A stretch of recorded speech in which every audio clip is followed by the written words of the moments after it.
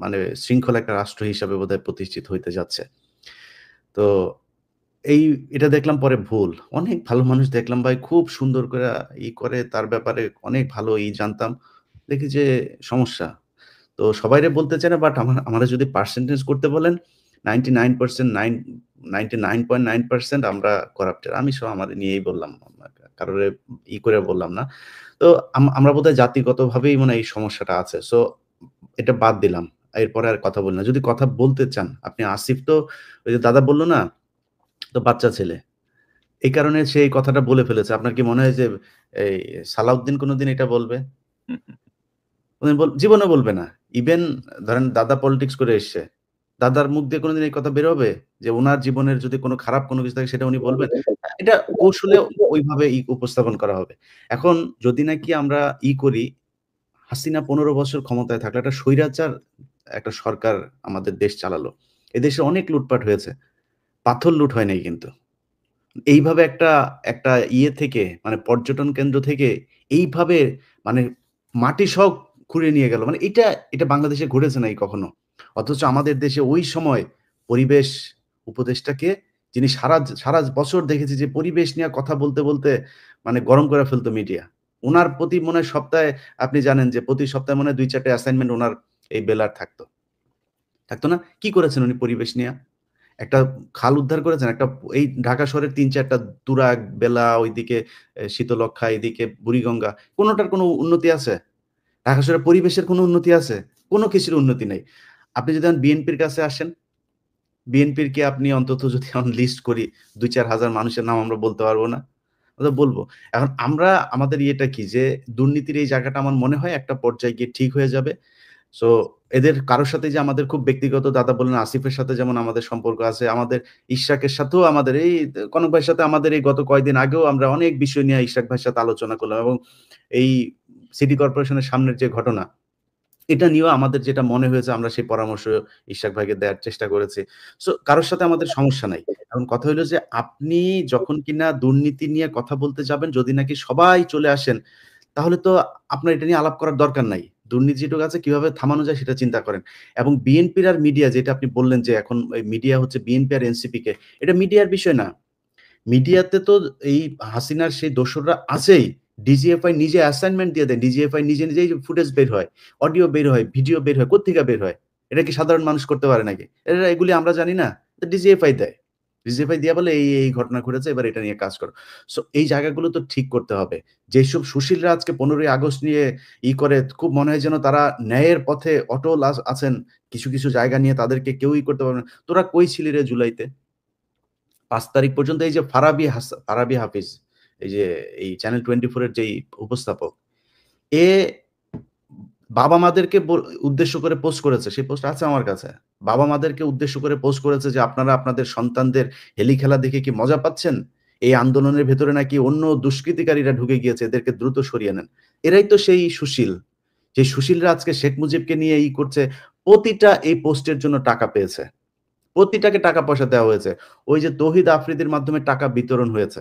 হুম, হুম। তো এখন এই যে এগুলো করছে তারা সুশীল সেজে এটা আসলে সুশীলতা না। ১৫ই আগস্টের কথা যদি বলেন, ঐদিন আমি বিএনপিকে ১ম এই ধন্যবাদ জানিয়েছি। এবার যে তারা যে পজিশন নিয়েছে সেটার জন্য। বাট একটা জিনিস বলি ভাই, আপনারা ওই ১৫ই আগস্টের ৩২ নাম্বারের আশপাশে কিছু ভিডিও ফুটেজ দেখলাম। এই ভিডিও ফুটেজটাতে কিছু আ আ এই মানুষ কনক ভাই একটু আমার হচ্ছে হুম, এই কি বলে কিছু মানুষজন আসছে। আসার পরে তারা বলছে যে, "আমরা বঙ্গবন্ধুকে করার জন্য এসছি।" তাদেরকে নিয়ে মনে হচ্ছে মজা করা হচ্ছে। পরের ১৫ই আগস্টে এটা মাথায় রেখেন। এই মজা যদি করতে থাকেন না, তাইলে এই মজা নেয়ার লোকের সংখ্যা কিন্তু বাড়বে। এটা মজা করার জিনিস না। শেখ মুজিব, শেখ হাসিনাকে করা মানে এই সাপোর্ট করা মানে ও নিজেও খুনি। ওরে খুনের মামলায় ঢুকাইতে হবে। পাশে ধানমন্ডি থানা আছে, ওরে ধানমন্ডি থানায় নিয়ে ঢুকান। ও খুনের দোসর, ও আওয়ামী লীগের দোসর।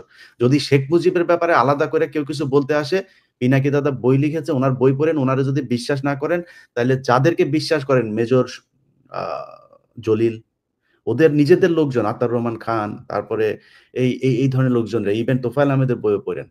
ওইখানে অনেক কিছু আছে। শেখ মুজিব কত বড় মাপের বদমাইশ ছিল এটা যদি নাকি গুগলেও দেখতে যান, বিদেশি বিভিন্ন টেলিভিশন ওই সময় এবিসি-টেবিসি, বিবিসি এগুলো অনেক টেলিভিশনের একদম ভিজুয়াল নিউজ আছে। শেখ মুজিব তামাক খাচ্ছে আর বিশাল ভাবসাব নিয়ে পায়ের উপর পা তুলে দিয়ে বক্তব্য দিচ্ছে। তারে সাংবাদিক জিজ্ঞেস করছে এই যে আপনার এখানে মানুষ মারা যাচ্ছে। সে বলছে এটা হচ্ছে মিথ্যা কথা। এটা প্রোপাগান্ডা। দেশে নাকি কোনো মানুষ মারা যাচ্ছে না। সে হাজার, হাজার মানুষকে সে সরাইখানা বানিয়ে তারপরে খাওয়াচ্ছে। এগুলো বিদেশি মিডিয়ার নিউজ। সো শেখ মুজিব কত বড় বদমাইশ ছিল সেটা যদি নাকি মনে হয় আপনারা ঠিক করবেন তাহলে আলোচনায় আসেন। বেশি মানুষকে নেওয়ার দরকার নাই। ২-৪ জন থাকলেই চলবে। আপনারা যত মানুষ আসতে চান আইসেন। আমি এই ব্যাপারে একটু যারা শেখ মুজিবকে নিয়ে খুব আবেগ তাড়িত হচ্ছেন, আমি আপনাদেরকে বিনয়ের সাথে একটি বিষয় বলতে চাই। সেটা আমার বলা দায়িত্ব। সেটা হচ্ছে যে শেখ মুজিবকে নিয়ে যদি আবেগ তাড়িত হন, তাহলে শেখ মুজিবের সমস্ত কুকীর্তির দায় আপনাকেই নিতে হবে। এবং আপনাকে যেই কুকীর্তির দায়টা আমি দিতে চাই, সেটা হচ্ছে সিরাজ শিকদারকে পেছন থেকে গুলি করে হত্যা করা। নিরস্ত্র সিরাজ শিকদারকে হত্যা করেছে শেখ মুজিব। এইটার দায় নিতে হবে। সিরাজ শিকদার আমার নেতা। আমি আপনাকে এইটার জন্য এর শাস্তি আপনাকে আমি দেব। শেখ মুজিবকে সিরাজ শিকদারকে হত্যার দায়ে এই শাস্তি আপনাকে আমি দেব। সিরাজ শিকদার আমার নেতা। আমার নেতাকে হত্যা করার দায় আপনাকে নিতে হবে। শাটার হাড্ডি ভেঙে দেব হারামজাদা। শেখ মুজিবকে নিয়ে শোক গাথা শুয়োরের বাচ্চা, তোর শাটার হাড্ডি ভেঙে দেবো। বাংলাদেশে যেদিন আমি আসবো, আমি সব কয়টা লিস্ট নিয়ে রাখছি। শুয়োরের বাচ্চা, সিরাজ শিকদারকে হত্যার বদলা তোকে দেওয়া হবে, শুয়োরের বাচ্চা হারামজাদা। না, তবে দাদা ধরেন এখন একটা নতুন ন্যারেটিভসকে সামনে আনা হচ্ছে যে ধরেন হাসিনা পলাতক।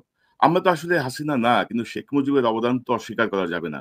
শেখ মুজিবের অবদান আমার নেতাকে হত্যা করছে, শাটার হাড্ডি ভেঙে দেওয়া হবে। শাটার হাড্ডি ভেঙে দেওয়া হবে। তুমি শেখ মুজিবকে যদি দাদা এই জিনিসগুলো নিয়ে দাদা মামলা হওয়া উচিত। আইনগতভাবে তার মরণোত্তর বিচার হওয়া উচিত। এই যে ৩০,০০০ জাসদের নেতাকর্মীকে হত্যা করা, তার ১৫,০০০ হত্যা করা, তারপরে আমি জাসদ করি না, আমি কমিউনিস্ট ছিলাম। সিরাজ শিকদার আমার নেতা, আমার নেতাকে মারার বদলা আমি নেব, শুয়োরের বাচ্চা। এবং তার এটা তো তার বক্তব্যই আছে। সে বলেছে কোথায় আজ সিরাজ শিকদার, তার মানে সে মেরে বুক ফুলিয়ে তারপরে সংসদে দাঁড়িয়ে বলেছে যে সে খুন করেছে, এই হত্যার সাথে সে জড়িত, এবং সেটা বাংলাদেশের প্রথম ক্রস ফায়ার। অতএব এগুলোর মরণোত্তর বিচার হওয়া উচিত। এবং যারা আজকে এইগুলো করছে এরা তো আসলে মানে শেখ মুজিবের জন্য কান্দে না, এদেরকে পয়সা দেওয়া হয়েছে।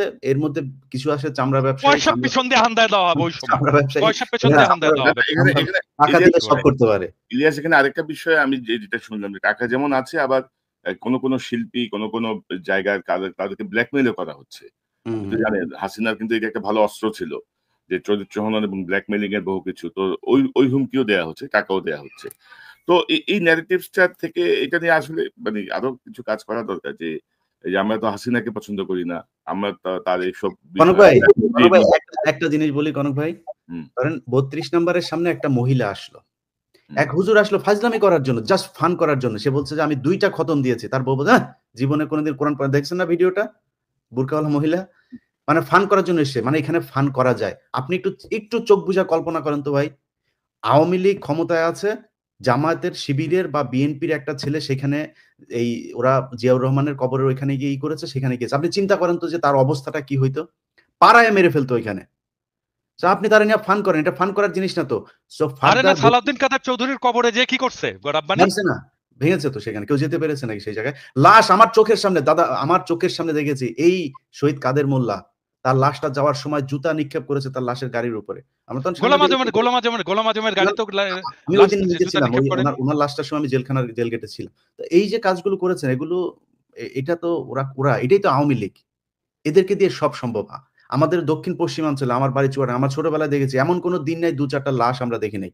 আমার ছোট একদম 5-7 বছর বয়সের থেকে আমরা বন্দুক হাতে নেই, আবার বন্দুক নিয়ে আসতো, ছেলে পেলে সব সামনে যাইতো। এগুলো ওই এলাকার খুব স্বাভাবিক ঘটনা ছিল। কারা করেছে এগুলো? রক্ষী বাহিনীর মানে কাউন্টার দেওয়ার জন্য সেই জায়গায় এই জিনিসগুলো আস্তে আস্তে সেগুলো স্প্রেড হয়েছে পুরো দক্ষিণবঙ্গে। যারা এইখানে যে সমস্ত সোকল্ড কালচারাল ফ্যাসিস্ট, যারা মুজিবের নিয়ে কান্নাকাটি করছে, এদেরকে যদি কোনো পরিচালক প্রযোজক তার নাটকে সিনেমায় নেয়, কোন টিভি চ্যানেল যদি তাদের কোনো প্রোগ্রাম এয়ার করে, তাদেরকে দেখে নেব। আমি আজকে বলে দিলাম তাদেরকে ডেকে নেব, এবং আমি যেটা বলি সেটা করব, এবং সেটা করে ছাড়ি। কিছু গণমাধ্যমও শেখ মুজিবের যেমন সমকাল, এই একে আজাদের সমকাল, তারা খালেদা জিয়ার জন্মদিনের নিউজটা করেছে শেষের 3 পৃষ্ঠার পরে যায় চিকন এক জায়গার মধ্যে। শেষের পৃষ্ঠাও না, পত্রিকার প্রথম আর শেষের পৃষ্ঠা হচ্ছে সবচেয়ে গুরুত্বপূর্ণ। মাঝখানে 3 নাম্বার পৃষ্ঠার মধ্যে নিয়ে তারপরে সেখানে ছোট করে দিয়েছে। আর শেখ মুজিবের শ্রদ্ধাঞ্জলি, এবং অনেকগুলো পত্রিকা এই কাজগুলো করেছে, টেলিভিশন, ডেইলি স্টার এগুলো করেছে। না, আমরা মনে করি যে নিশ্চয়ই যারা এই মানে ফ্যাসিবাদের যারা সমর্থক এখনো আছে এইরকম একটা গণহত্যার পরে তাদেরকে সবাই বয়কট করবেন।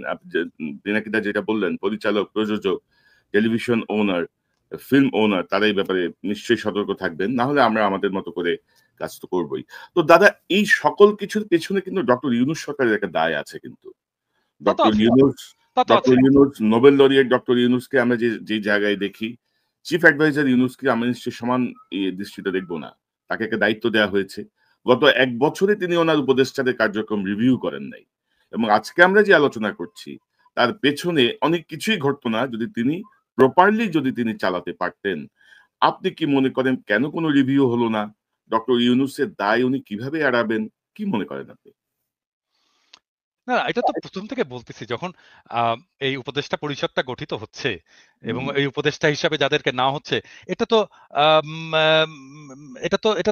এটা তো মিলিটারি এবং বাংলাদেশের সিভিল ব্যুরোক্রেসির একটা কম্বাইন্ড একটা ডিসিশন। হ্যাঁ, এবং এটার মধ্যে ছাত্ররা ঢুকছে এবং ছাত্ররা এটাকে এন্ডোর্স করছে, এবং ছাত্রদেরকে এটার দায়টা নিতে হবে। তো মিলিটারি সিভিল ব্যুরোক্রেসির কম্বাইন্ড ডিসিশন নিয়ে যাদেরকে উপদেষ্টা বানানো হয়েছে, তারা বিপ্লবের কোন বালটা করছে, বিপ্লবের কোন কোন অংশটা তারা পালন করছে? কোনো কিছুই করেনি। তো তারা এই বিপ্লবের মর্ম বুঝবে না, তারা এই রক্তদানের মর্ম বুঝবে না, তারা এই ধারাবাহিক সংগ্রামের মর্ম বুঝবে না, তারা জানবে না আমরা কোন পথ দিয়ে এই জায়গাটায় আসছি, আমরা কোন কষ্ট, কোন কান্না অতিক্রম করে এই জায়গাটায় আসছি, আমরা কোন লড়াইয়ের মধ্যে দিয়ে এই জায়গাটায় গেছি। এবং এই বিপ্লব যদি ব্যর্থ হইতো, যদি 24-এ আমরা হাসিনাকে উৎখাত করতে না পারতাম, তাহলে আমাদের কার কি অবস্থা হইতো সেটাও ওরা জানে না। ওদের কারো কিছু হতো না। কার কি হতো? হ্যাঁ, হয়তো আসিফ নজরুলের কিছু হইতো, আদিলুর রহমান শুভ্রর কিছু হইতো, হয়তো প্রফেসর ইউনূস জেলে যেতেন। আর আর কার কি হতো? কারো কিচ্ছু হতো না। তারা এসে বসে বাংলাদেশের রাষ্ট্রের দখল নিল, ক্ষমতা নিলে রাষ্ট্র চালানো শুরু করে দিল।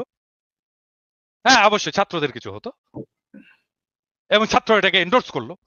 আমরা বারবার করে বলে আসতেছিলাম একটা বিপ্লবী সরকারের প্রয়োজনীয়তার কথা। কেউ মাথায় নিল না, কেউ কানে তুললো না। একটা বিপ্লব হলো, বিপ্লব বাদ দেন, একটা সরকার পতন হলো, পতন যারা করলো তারা তো ক্ষমতা দখল করবে। তো কেন একটা জাতীয় সরকার হলো না? কেন রাজনৈতিক দলগুলো একটা জাতীয় সরকার করলো না? কেন এই উপদেষ্টা পরিষদের মধ্যে রাজনৈতিক দলের নেতাগুলো নাই? থাকলে তো আজকে অবস্থা হতো না। আপনি দেখেন, প্রফেসর ইউনূস 2 বার ওই যে বডি সোহেল আছে না, বডি সোহেলের সাথে মিটিং করছে 2 বার ডেকে নিয়ে তার অফিসে। প্রফেসর ইউনূসের একবার সময় হয়নি মাহমুদুর রহমানকে ডেকে নিয়ে মিটিং করার। একবার। বডি সোহেলের মধ্যে কি মধু আছে প্রফেসর ইউনূসকে ডাকতে হবে, আর মাহমুদুর রহমানকে ডাকা যায় না? কোথাও ডাকছে? মাহমুদুর রহমানকে কোথাও এনগেজ করছে? করেনি। দেবপ্রিয়কে করে এসে এনগেজ, অমুককে করে এসে এনগেজ, তমুককে করে এসে এনগেজ, আর একটা করে ঝামেলা করে। আর সেই ঝামেলাগুলো সামলাই আমরা সামলাই। প্রফেসর ইউনূসের কোনো মিডিয়া আছে নাকি? কোনো মিডিয়া প্রফেসর ইউনূসের চোদে নাকি? প্রফেসর ইউনূসের সরকারকে কেউ চোদে না। আমরা সামলাই, ন্যারেটিভ আমরা তৈরি করি, আমরা পাশে এসে দাঁড়াই। না, এখন ইউনূস সাহেব ধরেন এত বছর ধরে সংগঠন করেন, এনজিও করেন, উনি একটা প্রজেক্ট প্রপোজাল লিখলেও তো সে অনুযায়ী লোক নিয়ে প্রজেক্টটাকে দাঁড় করান না। তো বাংলাদেশ রাষ্ট্র কি ওনার প্রজেক্টের থেকেও খারাপ অবস্থায় আছে? যে আমার মন চাইলে আমি চিটাগাং থেকে নিলাম, মন চাইলে আমি এনজিও থেকে নিলাম, মন চাইলে আমার অমুক ভাইরে নিলাম, অমুক ভাইয়ের ছেলেরে নিলাম, অমুক ভাবিরে নিলাম। তাই তো করছে। এক বছরে আমার বন্ধুর ছেলে, অমুকের ছেলে, তমুকের ছেলে, গ্রামীণ ব্যাংক, অমুক তমুক, এই তো আমি যাকে চিনি, আমার যে বন্ধু, এই তো নিয়ে করছে। সে স্বীকারও করছে যে পাইনি, তখন যাদেরকে পাইছি তাদেরকে নিয়েই করছে। তো তারপরে 1 বছর চলে গেল, তো এর মধ্যে রিভিউ করতে পারলেন না?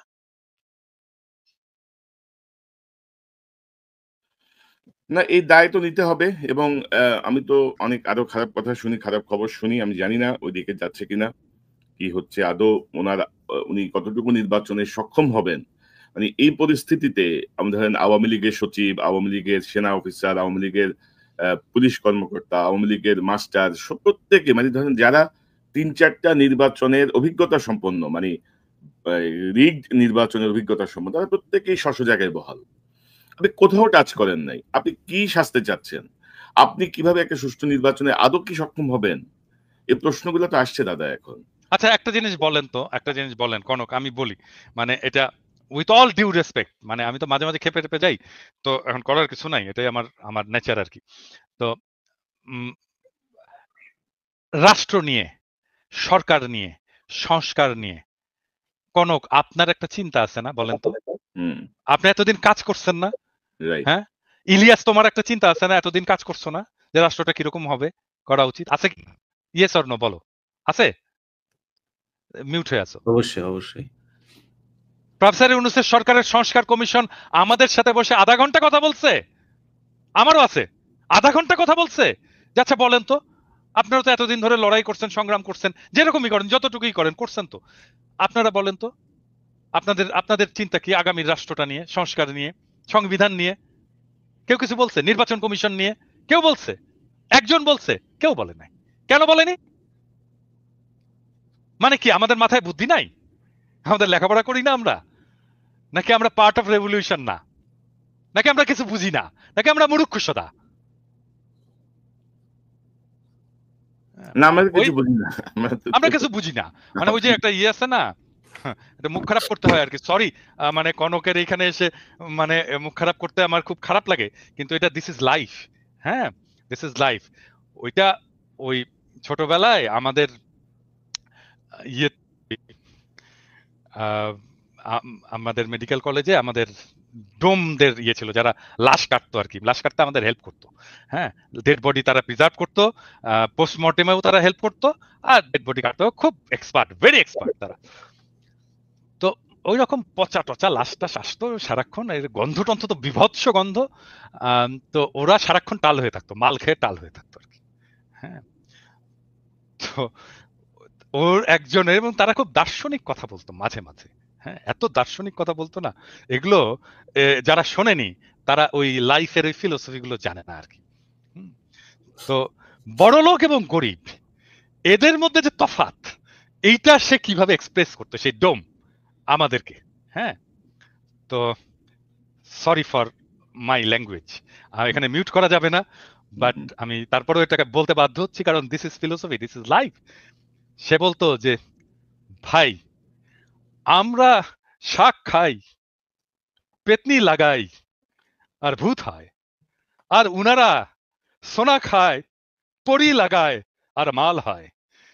তো এই যে সরকার, এই যে প্রফেসর ইউনূসের সরকার, এইখানে দরকার সোনা খাওয়া লোক, যারা পরি লাগিয়েছে এবং যারা মাল পয়দা করেছে, তাদেরকে দরকার প্রফেসর ইউনূসের সরকারের। আর আমরা, আমাদের বাপেরা শাক খেয়েছে, পেতনি লাগিয়েছে, আমরা ভূত হয়েছি। আমাদের কি? আমাদের এটা রাষ্ট্র? এটা আমাদের রাষ্ট্র না। এই রাষ্ট্র ওদেরকে, ওদের যারা সোনা খায়, পরি লাগায়, আর মাল হয়। আমাদের মতো পেতনি পেতনি চোদার রাষ্ট্র এটা না তো। এটা গরিবের রাষ্ট্র তো না, এটা খুবই দরিদ্রের রাষ্ট্র না, এটা গণমানুষের রাষ্ট্র না, এটা এলিটের রাষ্ট্র। এই এলিটের রাষ্ট্র ভেঙে দেব, এবং এটাই আমার লক্ষ্য। সরি আমার ল্যাঙ্গুয়েজের জন্য, আমি মাপ চাই। না, ইউ আর অ্যাবসলিউটলি কারেক্ট। কারণ ধরেন অনেক কথা সহজভাবে বোঝানোর জন্য এক্সাম্পল খুব জরুরি, এবং ধরেন আসলেই তো তাই দাদা, তাই না? আসলেই তো তাই। তো এখন আসলে এই জন্য আজকে আমি আমার শিরোনামটা রেখেছি যে উনি কি সুষ্ঠু নির্বাচনে আসলে সক্ষম হবেন কিনা। মানে লক্ষণ তো বলতেছে না আর কি। এখন সামনে যে সংকটগুলো আসছে, সেই সংকটগুলো আদৌ উনি কিভাবে নিরসন করবেন। আজকে দেখলাম জাতীয় কি যেন ঐক্যমত্যের যে কমিশন, ওরা অঙ্গীকারনামা পাঠিয়েছে রাজনৈতিক দলের কাছে। মানে একটা, মানে কি বলবো, একটা তামাশা, চারিদিকে তামাশা চলছে। তো ইলিয়াস, আপনার শেষ মন্তব্যটা শুনি। আপনার ওভারঅল কি মনে করেন, ইউনূস কি আদৌ নির্বাচনে সক্ষম হবেন কিনা? এখন আসলে করণীয় কি? সময় তো আর হাতে বেশি বাকি নাই। তো সার্বিকভাবে আপনার কোনো যদি পরামর্শ বা পর্যবেক্ষণ থাকে। আমার মনে হয় যত দ্রুত সম্ভব একটা নির্বাচন দিয়ে, এই সরকারকে দিয়ে সম্ভব না। এই সরকার যদি মনে করে যে তারা, ওই যেটা দাদা বললেন যে বিশাল স্মার্ট, আপনি স্বরাষ্ট্র উপদেষ্টাকে যদি দেখেন, তিনি যায়া কনস্টেবল, এসআই, এই খাইছো, কি খাইছো, কি দিয়ে খাইছো, মানে এমন একটা ভাব, উনি চ্যাটের বালা হতো, বুঝছেন? আর বেটা তোরে তো দেখতে কনস্টেবলের মতো দেখা যায়, তুই বেটা যায় ওইখানে গিয়া করিস যে খাইছো কি খাইছো? এটা কি কোনো ভাষা নাকি? শেখ মুজিব আপনি? সবাইরে তুই করে তুমি বলার কে? তুমি পারমিশন নিছো আমার কাছে? তুমি আমারে তুমি বলবা? কনস্টেবলকে সম্মান দেন। এগুলি করে। এই বন্যা-টন্যা সবই তো মানে এদের জীবনে কোনদিন এক কলম আপনি উপদেষ্টা যতগুলো আছে, আসিফ নজরুল নিয়ে আমরা সমালোচনা করি। আসিফ নজরুল তাও বলেছে ভিতরে ডিজিএফআই এর হোক আর যাই হোক তারপরেও সে বলেছে। এর বাইরে আমারে দেখান তো যে এই স্টুডেন্ট ২-৩ জন ছিল এর বাইরে কারোর জীবনে কোনদিন একটা কথা লিখেছে এই ফ্যাসিবাদ নিয়ে? হাসিনার বিরুদ্ধে কেউ কথা বলেছে? একজনও নাই। এগুলো তারা করেছে। সো এই টাইপের লোকজন দিয়ে আমার মনে হয় না যে এইখানে সম্ভব হবে। এটা দ্রুত একটা নির্বাচনের দিকে যাক। তবে একটা জিনিস বলে রাখি যে যখন যে ধরা পড়েন তখন সে এসে তারপরে হাত পা চাপাচাপি করেন। এই হাত পা চাপাচাপি যেদিন চেয়ারটা থাকবে না তারপরের দিন থাকবে না। চেয়ার থাকা পর্যন্ত যদি কাজ শেষ করে না যাইতে পারেন, যেদিন চেয়ার পাছার নিচে থেকে চলে যাবে তারপরের দিন থেকে পাছার চামড়া উঠানো শুরু হবে। এখন পর্যন্ত ফেনীর ১৬ টা লোক জেলখানায় আছে। ভাল লাগে না? এখন পর্যন্ত আমি লিস্ট নিলাম ঐদিন ৮০০ জনের উপরে লিস্ট। আমি সবগুলো লিস্ট নিয়ে তারপরে আমি ইয়েরও বলছি, আমাদের এই সামি ভাইরেও বলছি। সামি ভাই আমার ঐদিন ফোন করছে বলছে যে, "ভাই কারা আছে?" আমি বলছি, "ভাই আমি আপনারে দিব।" আমি আমি যেই জায়গায় দেওয়ার দরকার আমি দিব। দেখি কে কি করে। এখন পর্যন্ত বিডিআর এর লোকগুলোরে ভাই জীবনে এই পৃথিবীর ইতিহাসে এখন আরে ভাই শেখ হাসিনার মতো বদমাইশ আমার জীবনে আমার নিজের চোখে যত মানুষ দেখেছি, ওরে আমার দুর্ভাগ্য যে সামনে থেকে দেখছিলাম ২ দিন। আমার জীবনে দেখা যত মানুষ নিজের চোখ দিয়ে, ওর মতো জঘন্য মানুষ এই পৃথিবীতে কোনদিন পয়দা হয়েছে বলে আমার মনে হয় না। ফেরাউনও এত আল্লাহর সাথে যুদ্ধ ঘোষণা করে না যেটা শেখ হাসিনা করেছিল। সো এই ধরনের মানুষ নিয়ে তারপরে তারা দেশ চালিয়েছে। তারপরে কি কোনদিন একটা জামিনের আদেশ হবে। সেই শুনানির শেষে আদেশটা দিবে, বিচারক বলল লাঞ্চের পরে আদেশ দেওয়া হবে। তারপরে গেল রবিবার, সোমবার অ্যান্ড ইটস বিন 8 মান্থস। এই ৮ মাসের মধ্যে এখন পর্যন্ত এটা কোন বিচার? ডক্টর ইউনূস বাল ফালান আপনে? আপনি কি করেন কি? আপনি এগুলি দেখেন না চোখে? এগুলি না দেখে আপনি দেশ সুন্দর করে থুইয়া তারপর চলে যাবেন। সো এই টাইপের কোন সরকার আমরা দেশে চাই না যত দ্রুত সম্ভব। আমি আমার ব্যক্তিগতভাবে যদি মনে করেন, আমি সরাসরি বলি যে অনেকেই আবার বলবেন যে আমি বিএনপি-টিএনপির করি। ভাই এখনো পর্যন্ত আমাদের দেশের বিরুদ্ধে এই যে জঙ্গি একটা এই কার্ড কিন্তু এখনো আওয়ামী লীগ বিভিন্ন জায়গায় খেলে যাচ্ছেন। আমি মনে করি বিএনপির ক্ষমতায় আসা উচিত এবার। এবং আমার বিশ্বাস আমি তারেক রহমানের বিভিন্ন পলিসি-টলিসি এগুলোর ব্যাপারে যতটুকু জানি এবং বিএনপি যেটা সত্যি কথা এই যে বললেন যে চাঁদাবাজি প্রতিদিন নিউজ হচ্ছে বিএনপির ছাত্রদলের অমুক কোন এক উপজেলার জেলার আরে ভাই সে ছাত্রদল। মানে এক গ্রামের এক ওয়ার্ডের এক স্বেচ্ছাসেবক দলের এক সেক্রেটারি। তারে নিয়েও নিউজ হয় বিএনপির ছাত্রদল এই কি স্বেচ্ছাসেবক দল নেতা। মানে দেখে মনে হয় যেন কেন্দ্রীয় নেতা বোধহয় চাঁদাবাজি করেছে। আপনি আসিফ সহ এই যে এদেরকে যেইভাবে কালার করা হচ্ছে, যদি আপনি করতে যান কোন মন্ত্রণালয় সুষ্ঠুভাবে চলছে একটা মন্ত্রণালয় দেখান। সবখানেই তো দুর্নীতি হচ্ছে। কেন করা হচ্ছে? কারণ টার্গেট এনসিপি এবং বিএনপি। এই ২ টাকে যেকোনোভাবে কালার করা হবে। সো এগুলো করা হচ্ছে আমার মনে হয় এই পরিস্থিতি যদি তারেক রহমান দেশে আসতো বা একটা সরকার যদি ক্ষমতায় থাকতো তাহলে মনে হয় এই অবস্থা হতো না। এবং বিএনপি কিন্তু তাদের যেকোনো কারো বিরুদ্ধে অভিযোগ আসলে সাথে তাকে বহিষ্কার করছে। তারা যে আওয়ামী লীগের মতো যা মনে চায় তাই করছে, কেউ কিছু বললে কেয়ার করছে না, এরকম না কিন্তু। তারা সাথে বহিষ্কার করছে। হচ্ছে তো ব্যবস্থা নেয়া। তো আমি মনে করি যে একটা সরকার আসলে তারেক রহমান যদি সরকার প্রধান হয়, সেক্ষেত্রে তার দলের উপরে তার সর্বোচ্চ থাকবে এবং তারেক রহমান যদি দেশে যায় আমি মনে করি সেদিন থেকে মানে দেশ বিএনপির অধীনেই চলবে। সো ওইটা আমার দ্রুত করা উচিত আমি মনে করি। এই সরকারকে কোনো সুযোগ দেয়ার আমি নির্বাচন পেছানোর মানে চেষ্টা মানে করা হয়। আপনি আমি এই সরকারকে মনে করি না যে তারা দেশ পিছায়ে দিয়ে যদি সম্ভব হয় ১ বছরে সম্ভব হইতো। আরো ৬ মাস সময় আছে। আপনি সরান। আপনি কেন এইসব পচা গন্ধ মাল নিয়ে তারপরে আপনি সরকার পরিচালনা করবেন? আপনি নতুন করে লোক নেন। দেশে অনেক মানুষ আছে, বিজ্ঞ লোকজন আছে, অনেক দেশপ্রেমিক মানুষ আছে, যাদের শক্তি আছে। তারা করবে। কিন্তু রাইট। সেটা না করে যদি এইভাবে করতে চায় আমার মনে হয় এটাকে আমি আমার জায়গা থেকে কখনোই সাপোর্ট করি না, করব না। এইভাবে দেশ চলতে পারে মানে না। এক পক্ষের মাথায় ১ বছর দাদা পরে এসে একটু আগে যে মুখ খারাপ করে কথাবার্তা বললেন না? ভাই শরীরের রক্ত গরম হয়ে যায় আসলে এদেরকে নিয়ে কথা বলে। এইজন্য এতগুলো মানুষ ওগুলি তো চোখে ভাসে এখনো। আপনার মনে নাই কনক ভাই আমরা ঘুমাই নাই। রাত সেই গভীর রাতে ২ জন দাঁড়িয়ে কি হবে, কি হচ্ছে, কি আরে ভাই মানুষগুলি মারা যাচ্ছে চোখের সামনে। যখন এই যে করলো লাইট গুলো সব ইন্টারনেট বন্ধ করে যখন ছবিগুলো আসতে থাকলো, ভাই খুব খারাপ এগুলো এখনো মানসিকভাবে দেয়। আপনি এইরকম একটা দেশের রক্তের বিনিময়ে আসা স্বাধীনতাকে আপনি এভাবে ধ্বংস করে দিবেন। এটা কোন ধরনের সুশীলতা রে ভাই? আপনি ক্ষমতায় এসে সাথে ১ম এ আপনি মতিউর রহমানরে নিয়ে আপনি ইন্টারভিউ দিলেন। এগুলো আমরা দেখেছি। সো দেখছি অনেক কিছু। এগুলো যখন কিছু করার ক্ষমতা থাকবে না আপনাদের, তখন কিন্তু হাতে পায়ে ধরে লাভ হবে না। তখন কিন্তু সব ফিরে ন্যাংটা করা হবে। জি, সময় থাকতে সাবধান হন, দেশটা সঠিক পথে নিয়ে যান। জি দাদা, আপনার সর্বশেষ পর্যবেক্ষণ, মতামত, পরামর্শ। না, আমি আমি আমি ইলিয়াসের মতের সাথে একমত যে আমাদের দ্রুত নির্বাচনের দিকে অগ্রসর হওয়া উচিত এবং নির্বাচন শেষ করে আমাদের স্ট্যাবিলিটি নিয়ে আসা উচিত দেশে। এটা এটা এটাই আমাদের প্রাইমারি লক্ষ্য হওয়া উচিত। এবং বিএনপি যেহেতু অঙ্গীকার করছে তারা একটা জাতীয় সরকার করবে, আমার বিশ্বাস যে তারা একটা অল ইনক্লুসিভ সবাইকে নিয়ে একটা জাতীয় সরকার করবে এবং সবার কথা মাথায় রেখেই দেশটাকে চালাবে, সবাইকে নিয়ে। যদি সেটা চালায়, ওয়েল অ্যান্ড গুড। অবশ্যই নির্বাচনটাকে আরো অনেক সময় আছে, কারণ আমি আমি আর একটা কনসার্নের কথা বলেছি, সেটা হচ্ছে যে এখনো 63% মানুষ ঠিক করেনি কাকে ভোট দেবে। সো এই 63% মানুষের ঠিক করার উপরেই নির্ভর করবে আগামী রাজনীতি কি হবে, আগামী রাজনীতি কি হিসেবে নির্বাচিত হবে। কোনো ফ্রন্ট যদি তৈরি হয়, গড়ে ওঠে, রাজনৈতিক ভয়েস যদি দেয় 63% মানুষকে, প্রবাবলি তাহলে এই 63% মানুষের সমর্থিত দলগুলোই বা ফ্রন্টই রাজনৈতিক ক্ষমতায় যাবে। দেখা যাক কি হয় সামনের দিনগুলোতে, আরো অনেক হয়তো না, আমি একটু যদি অ্যাড করি যে আপনি নির্বাচন, ইলিয়াস নির্বাচনে চাচ্ছেন, আপনিও নির্বাচনের কথা বলছেন, আমিও নির্বাচন চাই, যত দ্রুত সম্ভব নির্বাচন হোক। কিন্তু এই যে সক্ষম হবেন কিনা ডক্টর ইউনূস, এই সক্ষমতার জন্য কি করণীয়? এই যে আগামী যে ৬ মাস আছে, এই সময় ৬ মাসে আসলে পিন পয়েন্ট কি ভাই করণীয়? সক্ষমতা অর্জনের জন্য তো আপনি এই অক্ষম উপদেষ্টাদের দেয়া সম্ভব না। তাহলে আপনার রিশাফল করতে হবে। না হলে নির্বাচন দিয়ে দিতে হবে। প্রশাসন তো এখন বিএনপির দখলেই আছে। সো আমার মনে হয় অসম্ভব কিছু না। কি হবে? হয় বিএনপি আসবে, নাহলে জামাত এনসিপি আসবে। সমস্যা কোথায়? আদৌ বিএনপি না, দখলে আছে? প্রশাসন বিএনপির দখলে থাকলে তো সেটা নিরপেক্ষ নির্বাচন হলো না, না, না, সে তো আমি তো বায়াস নির্বাচন ভাই হবে। বিএনপি, আমি তো সেটাই বললাম যে আপনাকে তো বিএনপির হাতেই দিতে হবে বা জামাতের হাতে দিতে হবে। কারণ বিএনপি যদি ক্ষমতায় আসে, আসলে আমি ওইটাই ওই কথাটা বোধহয় ওই সময় শেষ করিনি যে আমি চাই এবার আসুক জামাত ইসলাম, তাদের সাংগঠনিকভাবে আরো বেশি সমৃদ্ধ হোক, তাদের মানুষের কথা আরো বলুক।